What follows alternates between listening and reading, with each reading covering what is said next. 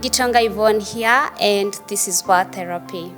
So Word Therapy is a space whereby faith and therapy coexist, a space where we are going to combine biblical wisdom and psychological insight. In a nutshell, it's just a space for truth and tools. So where we get like truth from the Word of God, but also we get tools from a psychological perspective, so that we are able to, live life better and holistically.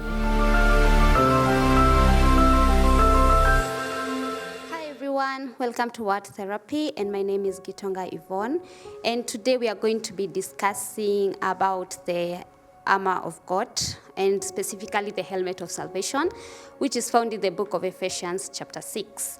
So when you look at Ephesians chapter 6, these are they are weapons that Paul was talking about, that the Lord has given us for warfare. But I also see them as tools that we can use for our daily life to be able to live better and holistically.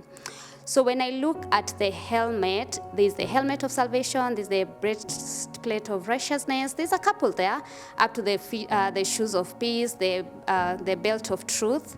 They are found in Ephesians chapter 6, so if you don't know about them, you can go read about them.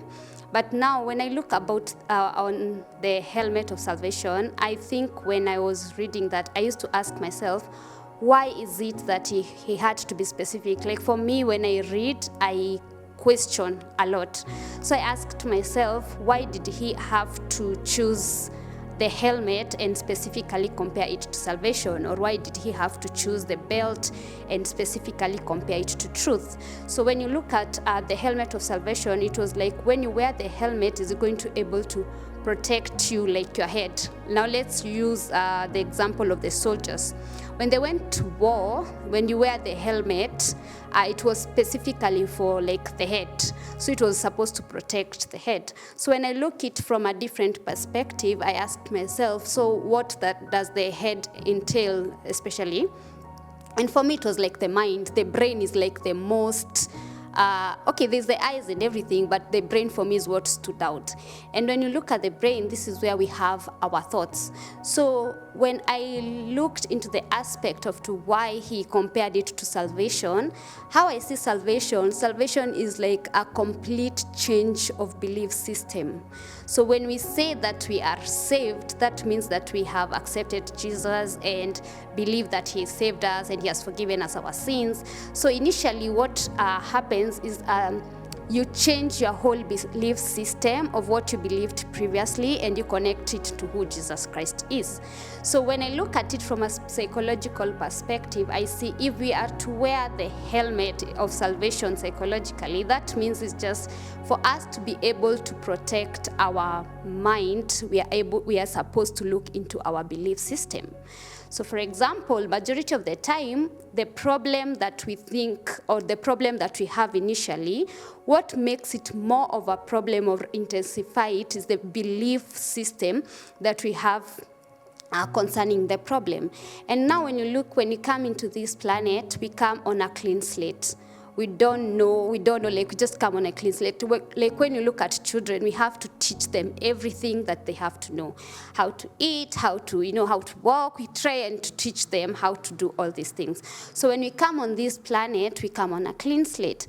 However, how do we end up gaining this belief system? One is either we were conditioned. Sometimes we learn by what we see, social learning. So when we see it, we learn and we think that now this is how things are supposed to be done, and this is how we're supposed to view things. And now majority of the time we learn from other people. So as we grow, majority of the time our belief systems is from what other people have believed. But when we get older, we start to realize maybe that wasn't true, or maybe that was true. So for us to be able to protect our mind, our belief system is key. Like, why do I believe this? Or why do I believe this concerning this? We need to be able to be at a space we are supposed to question. And one of tools that we can use is when we talk about, when we always say, think about what you think about. And there's an acronym for think that we use. So initially what it means, T stands for is it true? H stands for is it helpful? I, is it inspiring? Is it necessary? Is it kind? And there are different acronyms that you can use in think. So initially what is telling us, every thought that you're going to have to think about, you need to also to be able to think about it. Like think about what you think about. I hope I'm clear or I'm able to explain nicely. And whenever we think about that, it looks as such as this unique thing, but we can also trace it from the Bible. Like I said, we are going to be where therapy and faith is going to exist. So we are just going to be having biblical wisdom and also psychological insight. So one of the scriptures that comes to mind is Philippians chapter 4.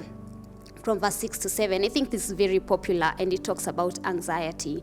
So the first few verses in that Philippians, it's talking about do not be anxious about anything, but in everything in prayer and supplication and thanksgiving, make your request known unto God, and the peace that surpasses human understanding shall fill your mind and heart. And it's easy to say it about now, I need not be anxious, but one aspect or one tool that majority of us miss is verse 8. And verse 8 is what we are trying to say here. Like you think about what you think about. It's talking about whatsoever is lovely, whatsoever is of good report, whatsoever gives praise. And it has a whole lot of things that it gives a whole list of things that you're supposed to think about.